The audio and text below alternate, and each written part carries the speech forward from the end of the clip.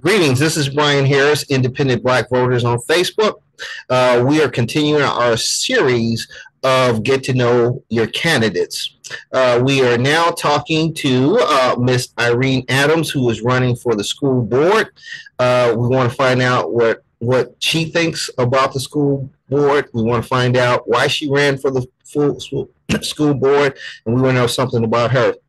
So, Ms. Adams, first of all, welcome and thank you for taking the time to be interviewed. Thank you, Brian. I appreciate you having me.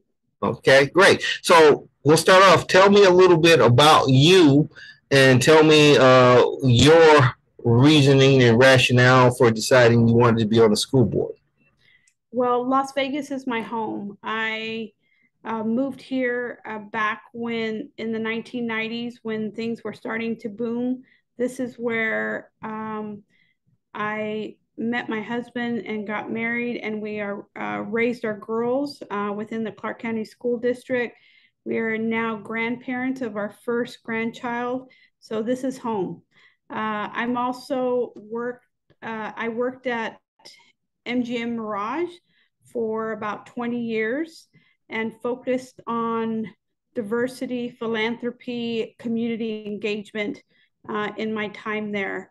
And so diversity means a lot to me, especially in construction when we were building City Center, making sure that we were giving opportunities to small minority women-owned businesses. So that was one of my greatest accomplishments there, among other things.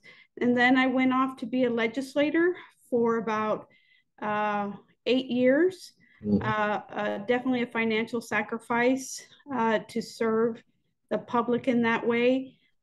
Did another 180, and now I'm with the local workforce board to get people back to work. I've been there about 4.5 years and loving the job, and decided to put my name in the school district hat because I'm doing a lot in workforce development, making sure that our kids have opportunities to get a livable wage and be on career pathways, whether you go to college or not. Great, thank you. Well, obviously, we need to do something different. We're pretty low as far as the overall ranking of our school systems. We've got some major problems. We're looking for people who have solutions and can basically help us bring the school system up to the level it should be. So tell me, just from your perspective, first of all, what do you think? So people, what is the responsibility or the challenge of the school board? And then tell me, what do you think are the problems we have, and how we fix it from the perspective of having you on the school board? What would be your priorities, thoughts, and beliefs that what we need to do? Well, obviously, the school board, Clark County, the rapid growth that we have had over the last couple of years. I think that as a state, just an example is the pupil funding formula. We started it in a way when we were very small, and then our growth, we have not kept up with advancing the model. So as a school board, same application.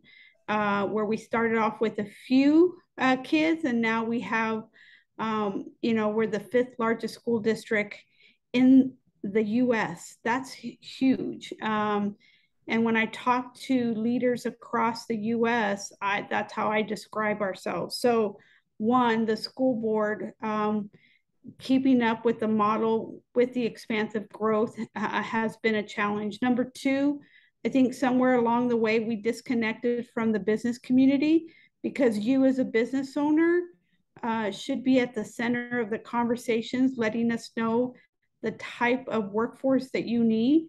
I think we got very soft in depending on the hospitality and gaming as our only bread and butter employer, and we forgot to diversify. So our kids may not be meeting the skill sets that the employers may need. And then I think thirdly, because of the diversification of people moving into Las Vegas, We lost focus on kids that look like you and I, do not start at the same starting point as other kids. And so we do not get the opportunities to have the access that we need. And that creates the inequalities that you see now, why some of our neighborhoods are not thriving and others are. And so that would be one of my priorities, is to look at that data and work on pre-K seats, so that the kids have a great starting point, making sure that kids understand, and the school counselors know that not every child is set to go to a 4-year university, that there are other paths available, and very lucrative. And then number three is obviously the right now the priority is school safety. Parents want to feel safe, kids want to feel safe, staff want to feel safe. So that would be a top three. There are so many issues, Brian, that you know that need to be tackled, but that's where I would start. Great. Okay. So I'm going to start at number three. You talked about school safety. Obviously, they just spent, what was it, $28 million on one school to Cameras.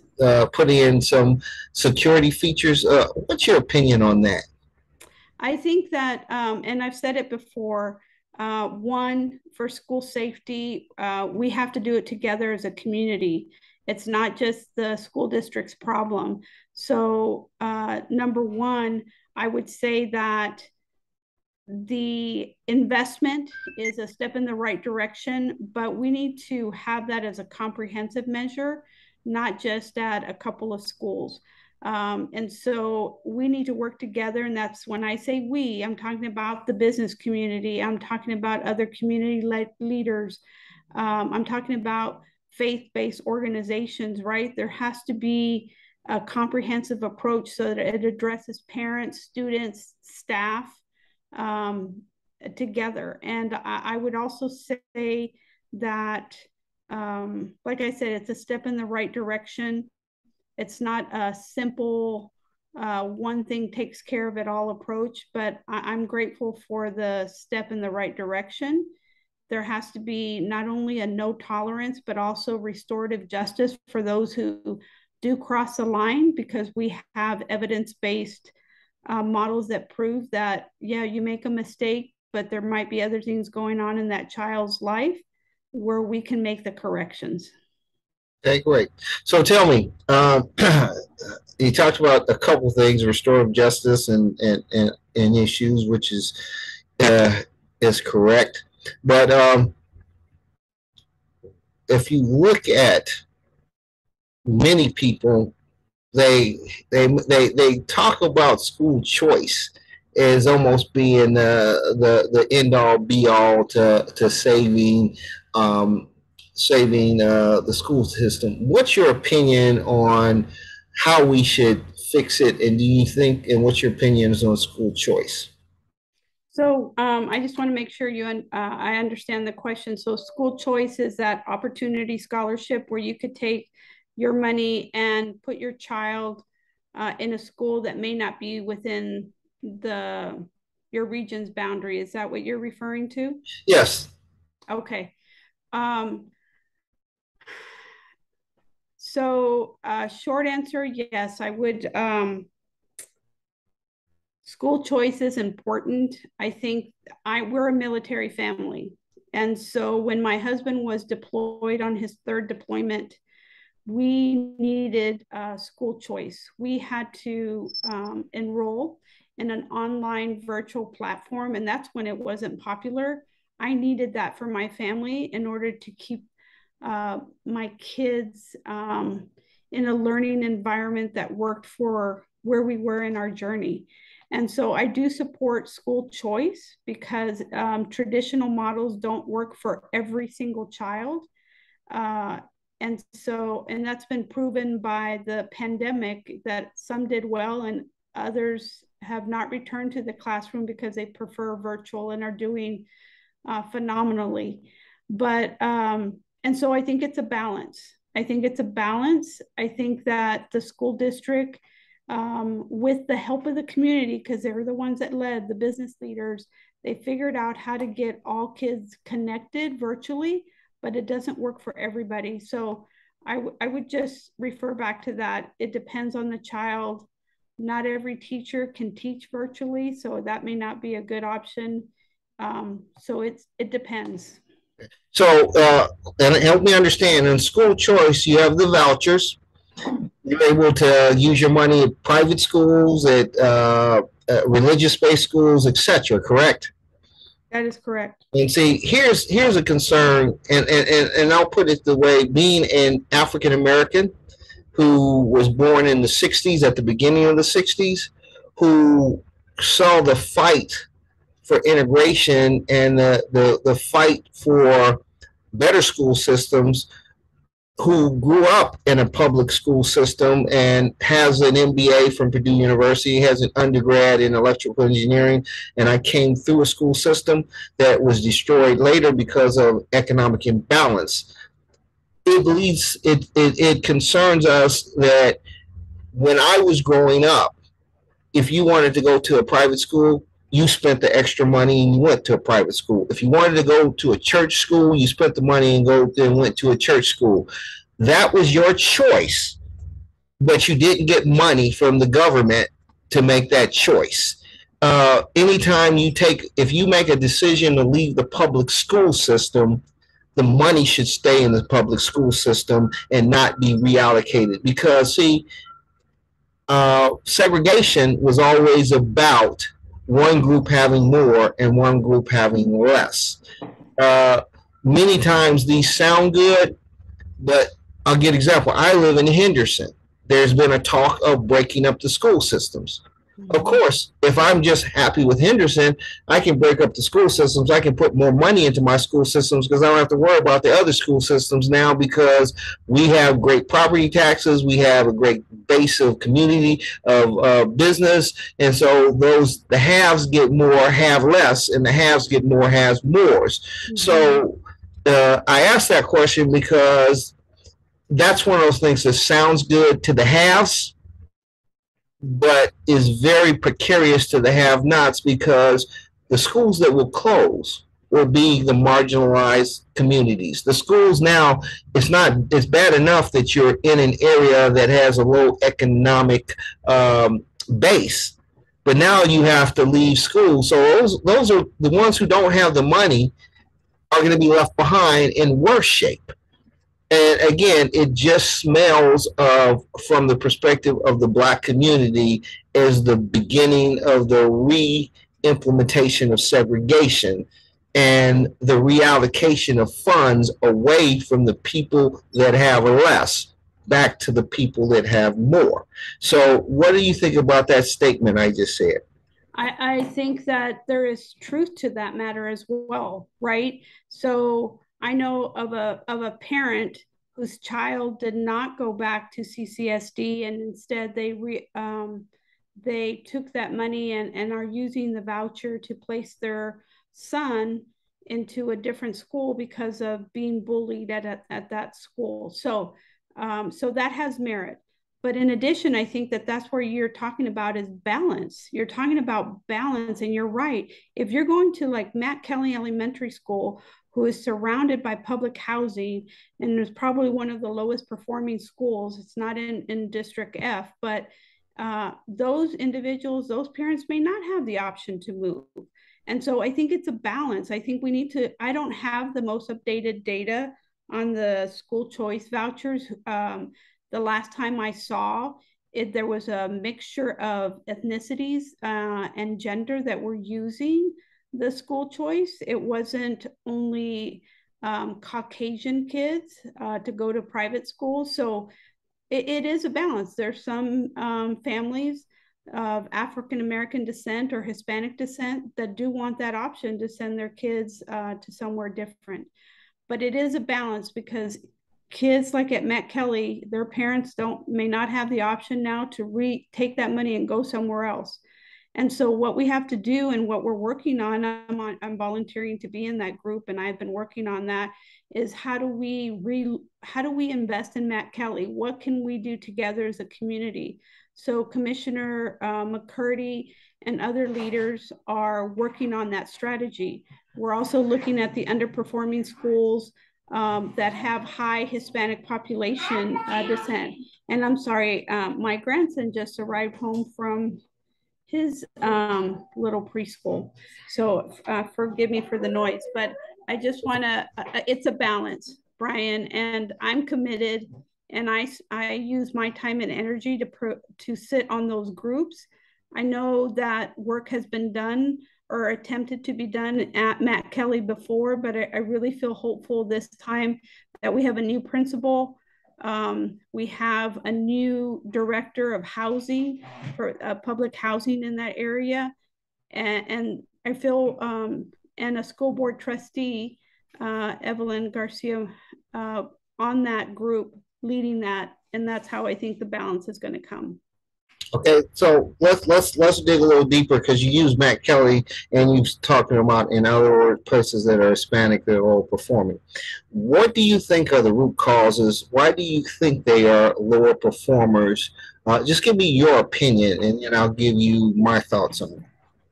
Well, lower performing, what I've observed in Matt Kelly so far is that it's generational, that the parents of the kids that go to the school, it's generational poverty.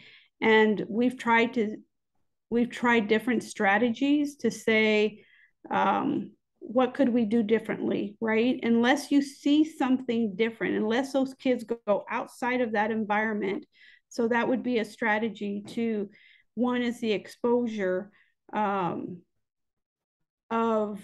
even Southern Nevada, right? There's some kids that don't go out of that neighborhood. So I would say that would be one strategy. The principal and leadership is key. That principal dictates the culture, attracts the teachers, dictates parent engagement. So I think that would be the second. And then the third thing is pulling in those resources beyond just the general resources that are available, like right now, the general, I would say, would include welfare, food vouchers, housing. Beyond that, I'm talking about pulling in resources from like the local workforce board, like Boys Town that has a mentoring program. That would be just the top of my head. Okay, have you spent any significant time in any of the lower performing schools? Yes. Okay, which ones?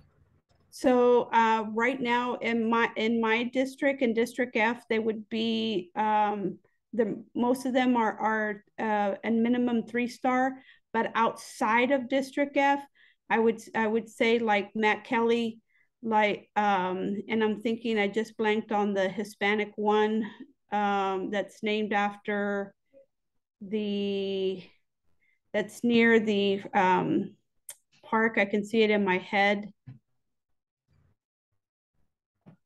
Sorry, I can't think of the name. I see the face of the individual, but and there it's on the east side of town, near the park there, where we have our partnerships with the harbor.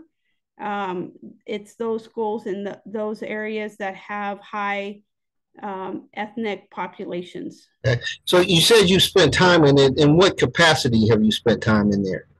As a legislator, right, during reading week, or as a workforce development professional, because educating the teachers and the principals about the harbor for those kids who make a mistake, and instead of sending them to the juvenile detention, figuring out resources to wrap around those individuals. Okay. And I asked that because, as I told you, I have an undergrad in electrical engineering and I have an MBA. I spent 2 months in Swanigan And again, one of the lower performing places as a substitute teacher to have a clear understanding, because many of the people who talk about the solutions, they've never really been in there long enough. It's one thing to go in there and be parts of stuff.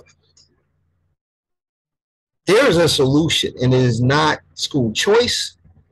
It is a decision to basically staff the schools by any means necessary, even if it means bringing in retired people, uh, hopefully that have a cultural identity with the people that they are trying to instruct, to come in and instruct. And I'll give you this example. When I came into Swanigan, they had no teachers in their math classes. They had nothing but substitute teachers. Most of the substitute teachers lasted a week. I stayed there for 2 months. I did not have a teaching degree. I had no desire to have a teaching degree, but I have a very good understanding of math. When I sat in there and they saw, here is a Black man, culturally, he's not afraid of us. He's going to treat us with respect, but hold them accountable. And I saw people go from F's to B's. I saw people learning, not because I was a teacher, but because I could connect to the students and I do have an understanding of math. We have to stop coming up with all these excuses. Yes, economics is a major player, but the truth of the matter is we do not staff. The schools with the worst results have the worst staffing. And you can't warehouse kids and then at the end of the semester give them a C so that you won't have an uproar and then come on and point it. Yes, economics is a major issue, but it's not. Because you see, I went to Gary Roosevelt. We had a swath of economics. I was middle class. We dealt with people who were in the projects. We had people who had money. And we were able to be successful because we had a teaching crew of people who lived in our community, who looked like us, and were vested in the success of our communities. See, we won't talk about the true problems of the school system. When you have teachers that live in Henderson, teachers who live in Summerlin, teachers who don't look like the people they're teaching, they have no vested interest in the success of those students. Many times, if you don't have the cultural understanding of what's going on, they can't control those students. The students will tend to test them, and they don't know how to deal with those tests because they tested the heck out of me. And they realized at the end, I had a young Hispanic man, a little kid who said, Mr. Harris, when you first came in, I couldn't stand you. I couldn't wait for you to leave. Now I'm learning math, and I hate the fact that you're leaving. We got to stop trying to come up with spending all this money with consultants instead and talking about for and against and say, look, we need to staff these places by any means necessary with people that can teach, whether they have a teaching degree or not, and pay them. You know, if you're not staffed and you're paying $8 or $9 or $10 for a substitute who is a babysitter, then you get exactly what you got. If you turned around and you brought in retired people who look like me with the credentials I have, who can teach math or who can teach science or who can teach the STEM ideology, but we don't want to be a teacher, but we'll fill in, but pay us and pay us handsomely to do it, and you would find that the results would go up almost overnight. Even put a bonus tied to it so people would stay there for the whole year instead of saying, I'm bouncing. See, we spend too much time talking about I'm for and I'm against and giving, yes, poverty is an issue. It's a direct correlation because also teachers don't want to go and teach in a poverty level issue because they have to deal with the problems of a lower economic issues that they don't have to deal with in Henderson and in Summerlin. It comes back to staffing, and we got to stop basically making all these excuses. Staff this place appropriately. Stop talking about school choice. Put the money into, even if you want to have, we're going to have aides in here. We're going to call them aides so they're not teachers. So if we got a substitute teacher, they're a substitute teacher, but they've got an aide in here who's getting paid quite a bit of money to be that aide all year long until you get a teacher, but they have specific objectives to teach these kids. Do you follow what I'm saying? I do. So we got to think out the box. And I've said this to John. I came to a teachers when I did this and told them that.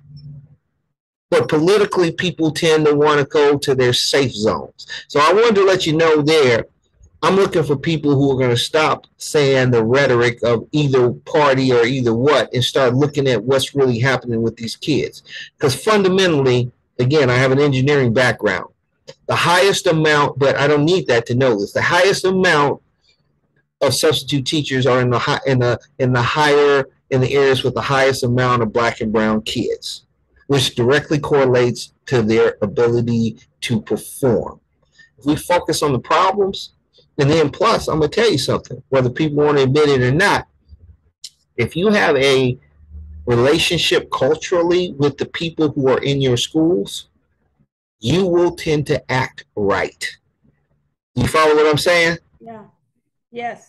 And so we got to stop talking about, these what the key buzzwords that sound good and start figuring out the root cause. So I'm gonna get off my soapbox because I'm actually here to interview you, but I wanted to give you a tidbit of issues of what's going on, because whoever wins, be it yourself or your opponent, I'm going to be saying the same thing to them that I'm saying to you. So let's continue to go forward. Tell me, we kind of talked on that, but we're going to come back. The school board. Martinez Elementary. Sorry, I just remembered. Obviously, there was a big issue with the school board, with the hiring and the firing. The firing of Jara, bringing him back, and I mean, it's been a mess. Give me your opinion on that whole scenario. Should he have been fired? Should he not been fired? Was it handled right? What do you think that the board should have done? Just give me your opinion. Well, it's easy to play Monday morning quarterback, right? I would have done this. I would have done that. If I were the head coach, I would have done. Look, for me, I can just share my personal experience.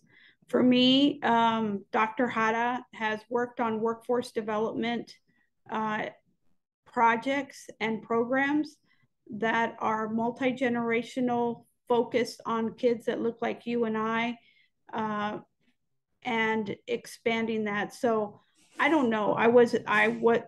Can't make that choice. I know that if as a small business owner myself as well, I would have not ever treated an employee that way. That's not how I handle myself.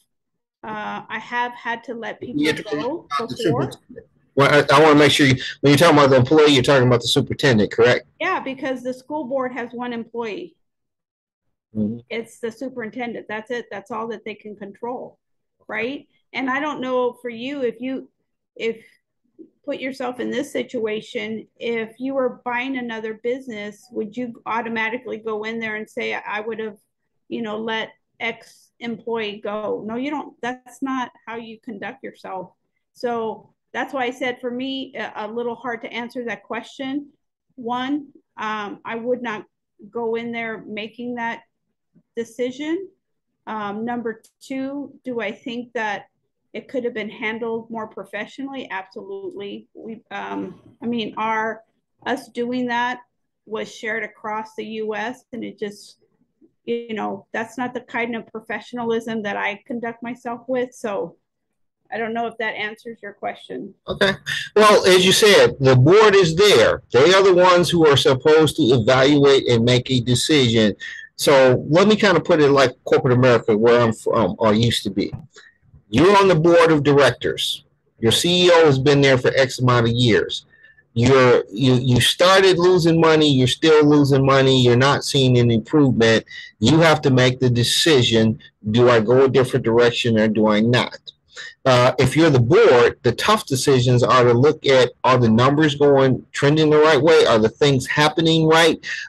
So one of the things, if the school board is significantly there for the people, they have to make the tough decisions on what happens. I'm not saying it's right, wrong, or indifferent, but it seems like we haven't seen improvement, any type of improvement.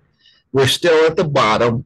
There's still no plans to get to the future. So if you're in the wrong, if we pay the kind of money we're paying a CEO pretty much, and you're not delivering, and it doesn't seem like you have a good relationship with the people. Like I said, you're the employee, not, and so if you're the employee and you can't handle your ship as the CEO, then tough decisions have to be made because you're being given too much money. Hell, I could come in there, pay me that kind of money, and I guarantee you my results would be better than they are now. So I ask that because accountability is at the school board. So let me ask you a question. If you're on the school board and you don't see improvement and you don't see things, would you be willing to pull the trigger to bring in someone else to improve the school boards? It would depend, Brian, right? That's not a yes, no answer, right? Mm-hmm. Until you get into that. But yes, I have been in situations where if it's not the right fit, if it's you don't see the turnaround, then yes, I have let employees go before if I haven't seen the improvement. And that's why I was sharing with myself personally, the projects that we have worked on with CCSD, I have seen the improvement. I have seen the increase in getting all kids tested at second grade to see if they're gifted and talented and putting them to those programs. I've seen that. You know why? Because I volunteer to be on that blue ribbon task force that the superintendent put together. So is everything a green light? No. Are some things improving? Yes. Is it a long-term journey? Yes. And that's why one of the things that I opened up with is being a better partner with the business community in order to solve these, because it's not just the school district's problem. Yep. But you also have to be a very with the people, the not just the teachers, but the teachers and the parents. Because here's I say, I looked at, and I give Swan again because I saw this understaffed, no staff. At the end of the semester, let's give everybody a C. And you got kids here who can't do basic arithmetic. I'm talking about multiplication and division, and they're supposed to be doing algebra, and we're pushing them along through the system, and we're just trying to test them.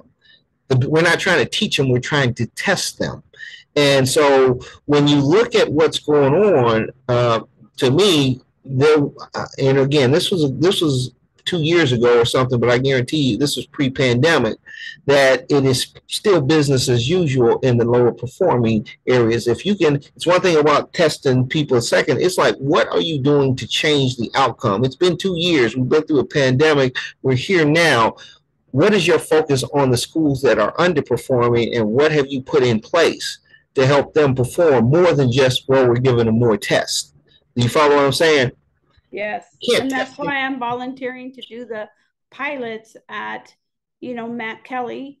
And we're identifying a school right now that is heavy Hispanic population, because there's more than just one, right, underperforming. But Yep. we've got to figure out what is going to work so that we can upscale it.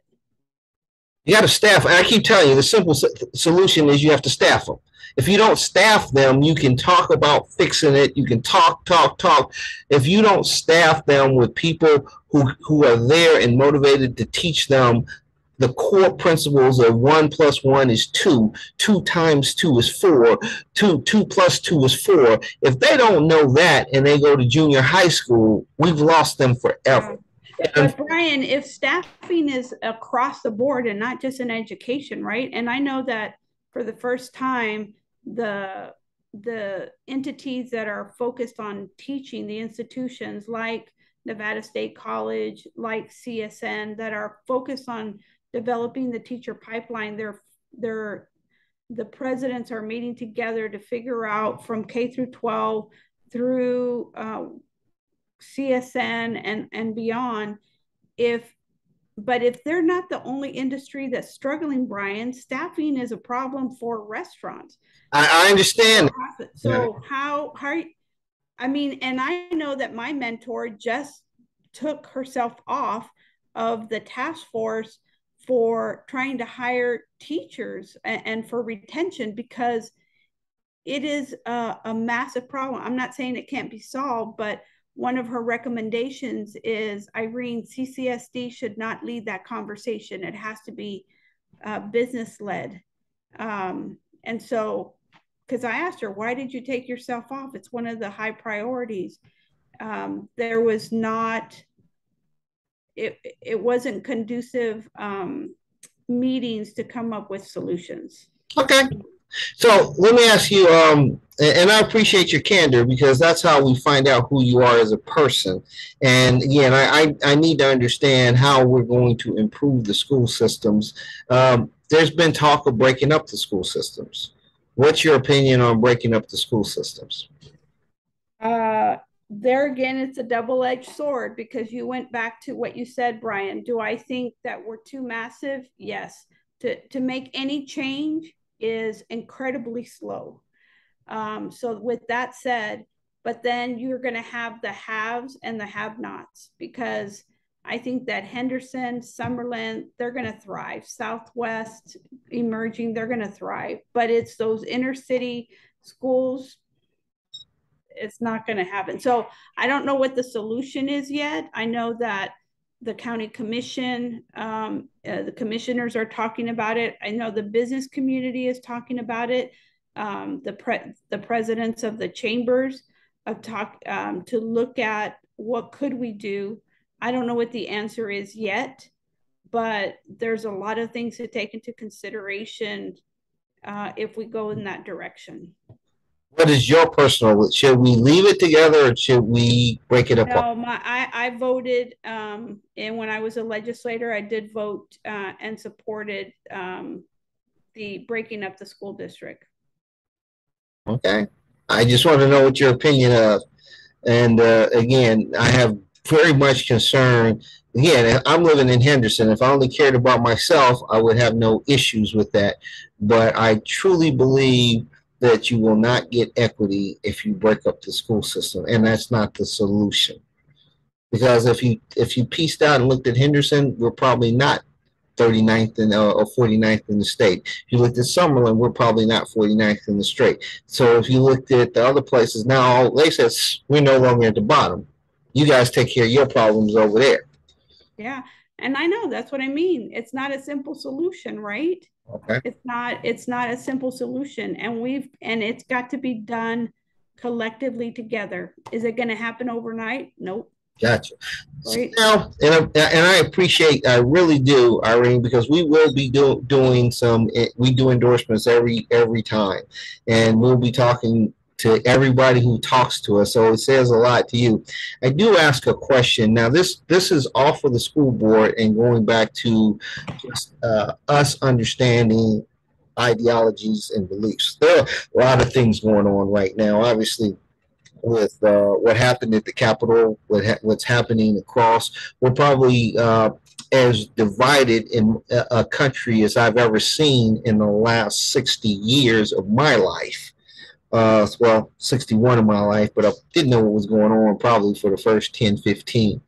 Um, First, give me your opinion on what your thoughts are on the state of where we are as a nation and your beliefs on what's driving it and how do we come together. Um, well, that's a heavy question. So I'm very proud. I can just start from our Nevada delegation. So from our Nevada delegation, I think that they're representing our state well. At the federal level, they conduct themselves appropriately. They are constantly fighting for Nevadans, and right now it's a concentrated effort to get as many federal funds available, whether it's through transportation, education, or workforce. So I can speak from that part. I am proud of the way that they represent our state. They are part of different caucuses, right, where it's bipartisan, so it's different sides of the aisle, and I applaud them for that, to be willing to work across the aisle to get things done. Um, Does everybody conduct themselves that way? No. Um, my time at the legislature, I know that I did conduct myself that way, but I also took extra training that they would offer to legislators on decorum and coming to finding common ground. And so I would say that I can only speak from the state and from locally that I'm around people that are focused in that direction. Okay. So I always ask this question because there's so much devices that in 2020, who won the election, Biden or Trump? Biden. Okay, thank you. Uh, we have, and I'm going to ask you this issue, and you can give me your opinion on it. Uh, this is a difficult question, but I ask everybody because I need to know what your thoughts are about it. The Black community is very concerned about the rise of white nationalism and fascism. We are very concerned, and we should not be the only people concerned because there are things that are going on in in all communities that are dangerous to everyone involved.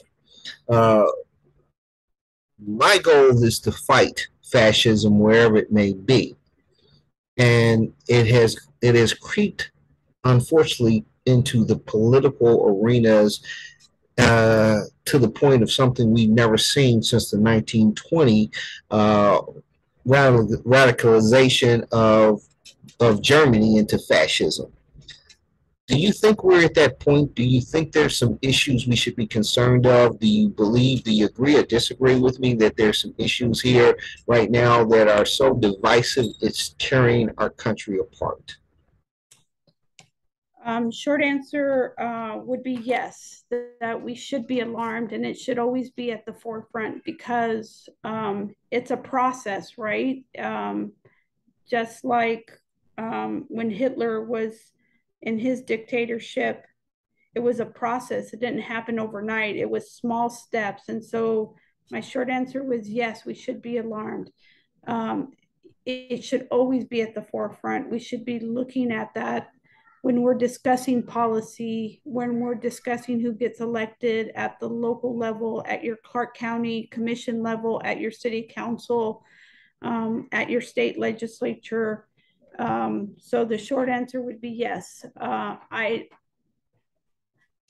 There is a majority of diversity in the legislature, and so I have hope.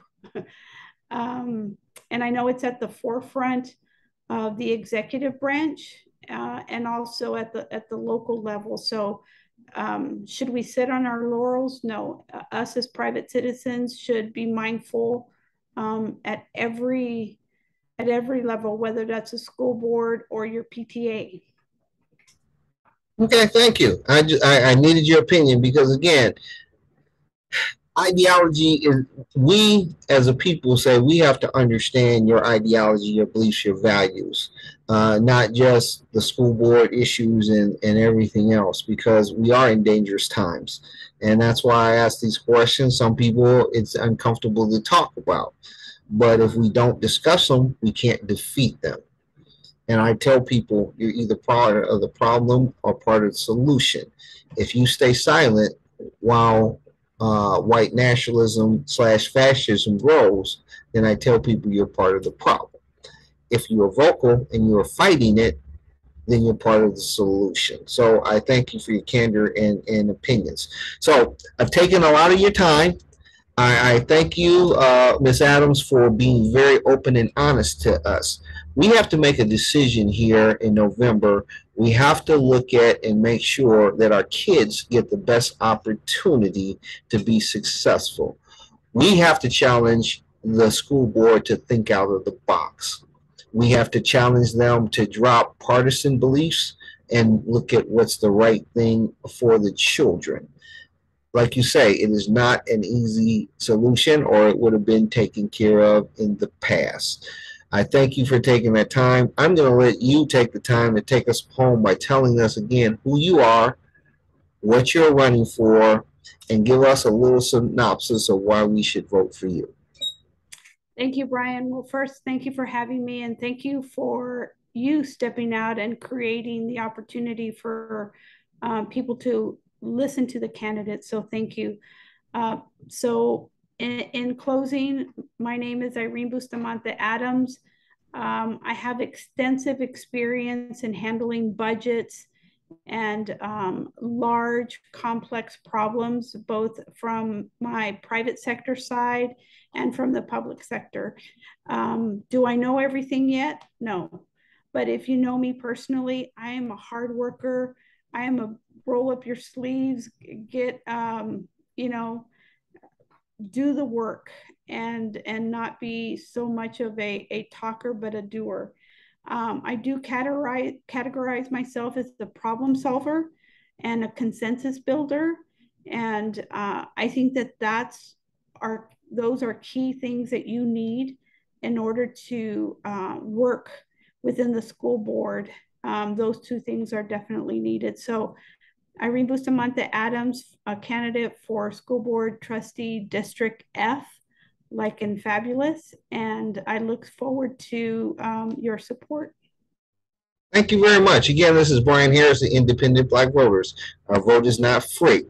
We will vet candidates nonpartisan. This is a nonpartisan race. We vet Democrats, Republicans. We ask them the tough questions, and we look for the honest answers. We thank you again, Irene. We look forward to not just talking to you now, but in the future. This is the Independent Black Voters signing out. I'm going to hit the stop the recording.